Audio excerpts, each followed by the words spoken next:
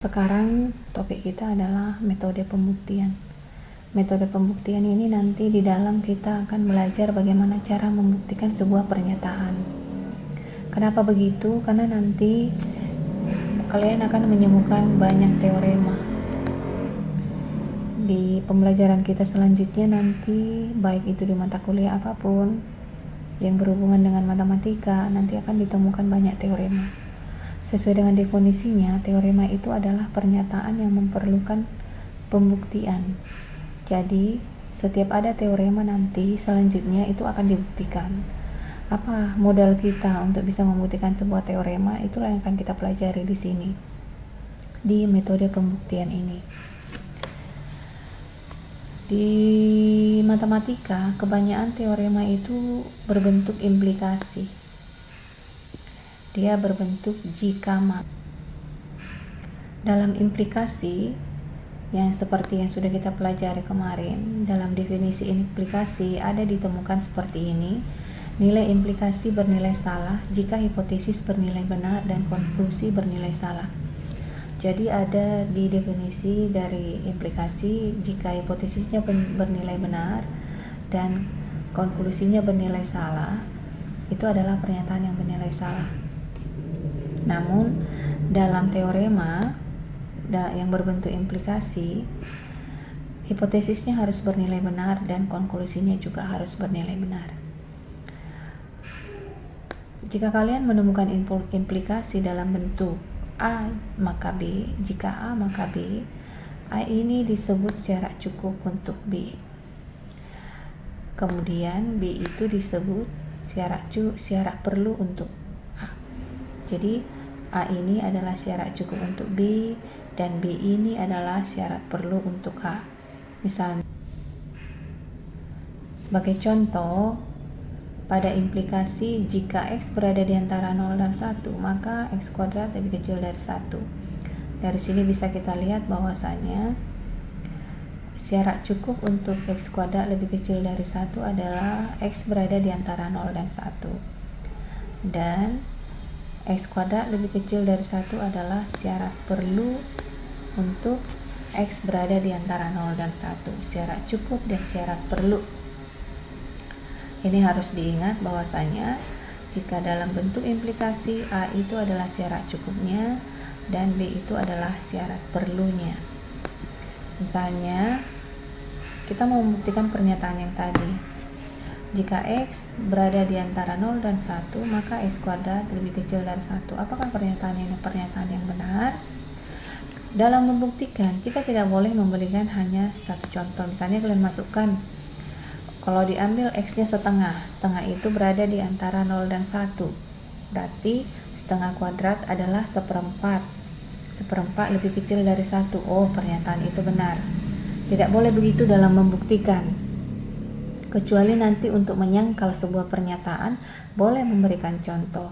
Contoh itulah yang disebut dengan contoh penyangkal. Tapi kalau untuk membuktikan sebuah pernyataan, tidak boleh dengan menggunakan contoh. Dia harus berlaku secara umum. Nah, bagaimana cara membuktikannya? Bisa seperti ini. Misalnya tadi kita buat syarat cukup ini. Syarat cukup ini nanti kita sebut juga hipotesis. Nah, supaya pernyataan tersebut benar atau argumen tersebut benar, maka kan harus hipotesisnya benar, supaya dan kita mengharapkan nanti kesimpulannya benar. Kita harus menganggap hipotesisnya ini benar. Kita anggaplah hipotesisnya ini benar atau premisnya ini benar. X berada di antara 0 dan 1, ini bisa kita tulis bahwasanya X lebih besar dari 0 dan X lebih kecil dari 1. Kalau misalnya sama-sama kita ini, misalnya X lebih kecil dari 1 ini sama-sama kita kali X, maka akan diperoleh X kuadrat lebih kecil dari X. Karena X lebih kecil dari 1, maka X kuadrat lebih kecil dari X. Dari sini bisa terlihat bahwasanya, bisa kita buktikan bahwasanya jika X berada di antara 0 dan 1, maka X kuadrat lebih kecil dari 1. yaitu kita ambil dari X lebih kecil dari 1 tadi, sama-sama kita kali X, diperolehlah X kuadrat lebih kecil dari X, maka terpenuhi ini. Jadi jangan memberikan contoh, tetapi dibuktikan secara umum. Nah, seandainya kita konverskan pernyataan ini, konvers kemarin itu adalah kebalikan dari implikasi. Seandainya kita konverskan, berarti konversnya adalah jika X kuadrat lebih kecil dari 1, maka X berada di antara 0 dan 1. Ini adalah pernyataan yang tidak benar. Karena dia pernyataan yang tidak benar, kita bisa memberikan dengan contoh penyangkal. Kecuali kita mau membuktikan sebuah pernyataan, kita harus membuktikan secara umum. Tapi karena ini kita sudah tahu merupakan pernyataan yang tidak benar, berarti kita bisa memberikan sebuah contoh yang tidak memenuhi pernyataan ini. Itulah yang disebut dengan contoh penyangkal. Contoh penyangkal itu tidak perlu banyak, satu aja cukup. Misalnya di sini kita ambil misalnya adalah minus setengah. Nah, kalau misalnya minus setengah itu dikuadratkan, kita ambil kan X kuadrat lebih kecil dari 1. Tadi kalau misalnya kita ambil minus setengah kuadrat itu kan 1/4 lebih kecil dari 1, memenuhi di sini. Tetapi minus setengah itu kan tidak berada di interval 0 sampai 1, karena kita tadi mau menunjukkan bahwasanya X-nya itu berada di antara 0 dan 1. Sementara kalau kita ambil X-nya negatif setengah, dia memenuhi bahwasanya negatif setengah, yaitu negatif setengah kuadrat, yaitu 1/4 itu lebih kecil dari 1 kalau kita ambil X-nya minus setengah. Sementara minus setengah ini bukanlah anggota dari X yang berada di antara 0 dan 1, sehingga pernyataan tidak dipenuhi untuk X sama dengan minus setengah. Itu adalah salah satu contoh penyangkalnya. Jadi karena sudah tidak dipenuhi pernyataan tersebut, berarti kita dapat membuktikan bahwa ini bukan pernyataan yang benar. Kalau tadi implikasi dari sini adalah pernyataan yang benar, yaitu jika X berada antara 0 dan 1, maka X kuadrat lebih kecil dari 1, maka konversnya adalah pernyataan yang salah. Ini memang sudah kita buktikan di bab 2 kemarin, yaitu argumen yang valid, bahwasanya nilai kebenaran implikasi dengan konversnya tidak sama ya. Ini adalah salah satu contohnya. Nah, jadi kalian harus ingat untuk membantah sebuah pernyataan bisa menggunakan contoh penyangkal. Contoh penyangkal cukup 1, tidak usah banyak-banyak. Tetapi kalau membuktikan sebuah pernyataan harus membuktikan secara umum, tidak boleh menggunakan contoh. Nah, selain dalam bentuk implikasi, di dalam matematika juga teorema sering ditemukan dalam bentuk bi-implikasi, yaitu jika dan hanya jika. Misalnya seperti ini dia. A jika dan hanya jika B. Kalau membuktikan ini, dia harus dibuktikan dengan dua arah, yaitu kita harus membuktikan jika A maka B, kemudian jika B maka A. Itu yang menjadi perbedaan antara implikasi dengan bi-implikasi. Kalau bi-implikasi dia adalah pernyataan yang dua arah, kita sebut saja arah kiri dan arah kanan. Arah kiri dan arah kanan memiliki nilai kebenaran yang sama. Jika A maka B, dan jika B maka A memiliki kebenaran yang sama. Karena itu jadinya seperti ini. Kalimat A adalah syarat cukup dan perlu untuk B, dan sebaliknya. Karena dia dua arah. Jadi A itu menjadi syarat cukup sekaligus menjadi syarat perlu untuk B, begitu juga sebaliknya. B itu sekaligus syarat cukup dan syarat perlu untuk A. Seandainya ada dua pernyataan dengan konklusinya satu, misalkan pernyataan tersebut adalah A dan B, dan konklusinya hanya C, maka misalnya bunyinya seperti ini: A dan B jika dan hanya jika C, maka A dan B adalah syarat cukup dan perlu untuk C. Untuk membuktikan A diimplikasi B adalah benar, pembuktiannya tadi sudah disampaikan harus dilakukan dengan dua arah, yaitu ke kiri dan ke kanan. Di matematika kadang-kadang teorema tersebut tidak hanya dua kalimat saja, tetapi lebih dari 3 kalimat. yang memiliki pernyataan yang ekuivalen, artinya memiliki nilai kebenaran yang sama. Misalnya A, B, C. Nah, kalau sempat sebuah teorema itu bunyi seperti ini, A jika dan hanya jika B, B jika dan hanya jika C, C jika dan hanya jika A, maka kita dapat membuktikannya dengan secara melingkar. Tergantung kita mau melingkarnya dimulai dari mana, mau dimulai dari A, dimulai dari B, atau dimulai dari C. Kalau dimulai dari A, maka dia harus kembali ke A. Kalau dimulai dari B, kembali ke B. Kalau dimulai dari C, kembali ke C. Supaya semua pasangan pernyataan itu terbukti dan artinya dengan melingkar seperti itu semua pernyataan akan terbukti, baik dia dari arah kanan ataupun dari arah kiri. Contohnya seperti ini, misalkan ada sebuah pernyataan seperti ini, pernyataan yang pertama atau premis yang pertama, X sama dengan positif negatif 1, X kuadrat sama dengan 1. Jika A adalah bilangan real, maka AX sama dengan positif negatif A. Kita bisa membuktikannya dengan seperti ini, misalnya dimulai dari 2 ke 1, kemudian ke 3, kan kembali ke 2. Nah, jadi kalau dimulai dari 2, semua pernyataan sudah dilalui dan kembali ke 2. Inilah yang disebut dengan membuktikan secara melingkar. Seandainya nanti kalian menemukan teorema yang saling berhubungan dan bisa dibuat dia dalam bentuk melingkar, dan dia memang dalam bentuk jika dan hanya jika A, jika dan hanya jika B, B jika dan hanya jika C, C jika dan hanya jika A misalnya. Salah satu cara simpel untuk membuktikannya adalah bisa dibuat seperti ini. Kalau kita mau membuktikannya dari 2 ke 1, berarti hipotesis kita adalah X kuadrat sama dengan 1, dan yang akan dibuktikan adalah X sama dengan positif negatif 1. Nah, buktinya adalah ini.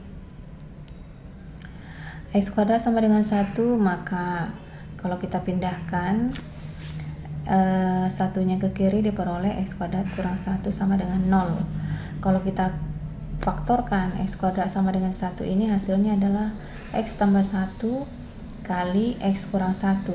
Berarti akar-akarnya adalah X sama dengan min 1 dan X sama dengan 1. Dari sini sudah terbukti bahwasanya X sama dengan positif negatif 1.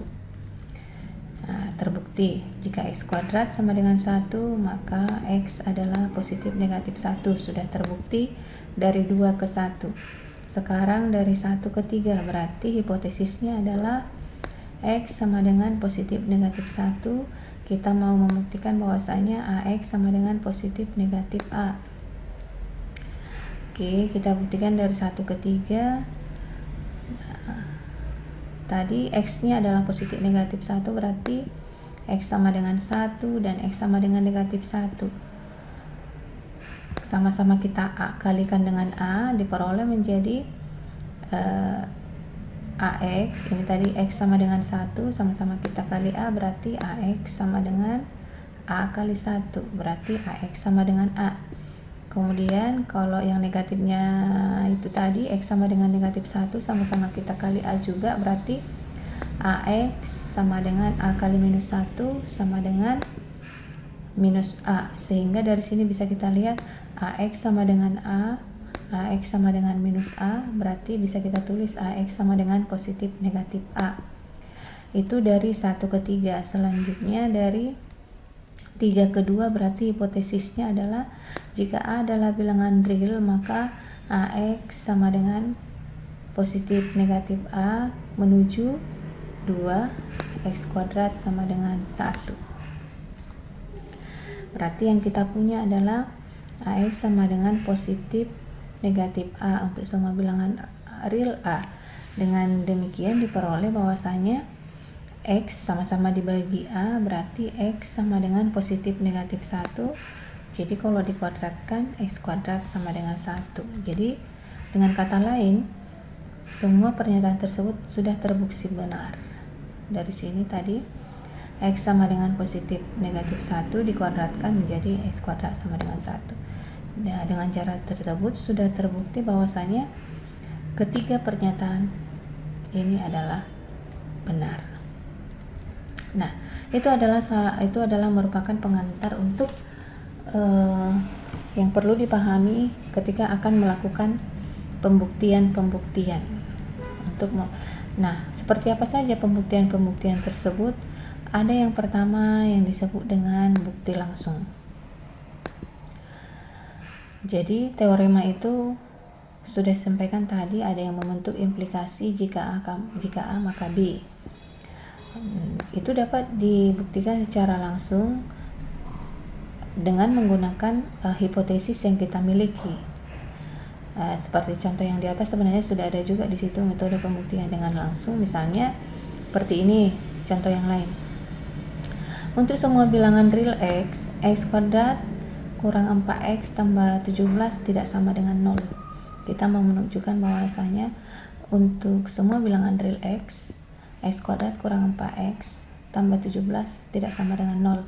Berarti di sini hipotesis kita adalah x adalah bilangan real. Kita mau tunjukkan bahwasanya x kuadrat kurang 4x tambah 17 tidak sama dengan 0. Bagaimana caranya? X kuadrat kurang 4x tambah 17 kita ubah menjadi x kurang 2 kuadrat tambah 13. Kalau kita uraikan ini, x kurang 2 kuadrat ini menjadi x kuadrat kurang 4x tambah 4. Karena di sini dia tambah 17, berarti butuh 13 lagi. Sehingga di sini x kurang 2 kuadrat tambah 13 sama dengan sini 0 ini ya. Sama dengan 0 ditambah sebuah bilangan x kuadrat tidak akan pernah negatif. Nah, berdasarkan ini bisa kita lihat bahwasanya kita kan mau menunjukkan x kuadrat kurang 4x tambah 17 tidak sama dengan 0. Kita ubah x kuadrat kurang 4x tambah 17 tidak sama dengan 0 ini menjadi x kurang 2 kuadrat tambah 13. Semua bilangan yang dikuadratkan kan pasti positif. Minus 2 kuadrat jadi 4, 2 kuadrat jadi 4. Karena x kurang 2 kuadrat ini sudah pasti positif. Semua bilangan positif jika ditambahkan dengan 13 itu pasti tidak akan sama dengan 0. Nah, dengan demikian terbukti bahwasanya x kuadrat kurang 4x tambah 17 tidak sama dengan 0. Jadi ini sebenarnya di sini tandanya adalah tidak sama dengan 0.